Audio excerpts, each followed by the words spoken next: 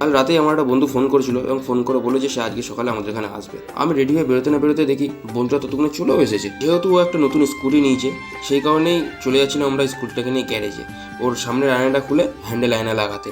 আমরা দুজন দুই পৃথিবীর মতো বেরিয়ে পড়লাম, কিন্তু বেরিয়ে যাওয়ার সাথে সাথে আমাদের স্কুটির গেল তেল শেষ হয়ে। ততক্ষণে আমরা তেল ভরে নিলাম, পৌঁছে গেলাম লাহোয়াটিতে এসে দেখি এই দাদাটার দোকানে আয়না ছিল না। আমরা পাশের দোকানে চলে গেলাম, সেখান থেকে একটা আয়না পারচেস করে নিলাম, নিয়ে ভাইটার কাছে চলে গেলাম। ভাইটা সব ততক্ষণে খুলে টুলে নিল এবং ভাইটা স্কুটিতে আয়না ফিটিং করা শুরু করে দিল, কিন্তু ডান দিকের আয়নাটা ফিটিং হচ্ছিল না। আমি সেই দেখতে দেখতে একটু দোকানে গিয়ে স্টিং কিনে নিলাম, যেহেতু এনার্জি ডাউন হয়ে গেছিলো, স্টিং কিনে নাকি এনার্জি আসে। তা আমি ওর জন্য একটা স্টিং, আমার জন্য একটা স্টিং নিয়ে নিয়েছিলাম এবং ওর জন্য একটা ড্যালমিনকো নিয়ে নিয়েছিলাম। ওই জন্য স্টিংটা খেয়ে নিলাম, কিন্তু স্টিং খাওয়ার পরে আমার শরীরে কোনো এনার্জি আসেনি। দেখি দাদাটা এই ওয়াশারটা কাটছিল যাতে স্কুটির আয়নাটা লাগানো যায়। ফাইনালি স্কুটির লুকটা এরকম ছিল, কেমন লাগছিলো তোমরা কমেন্টে জানাবে। আর হ্যাঁ, তোমরা কেউ সাবস্ক্রাইব করছো না, কিন্তু প্লিজ সাবস্ক্রাইবটা করে দিও, যেতে দেখো ওম নমঃ শিবায় বলাটা ভুলো না।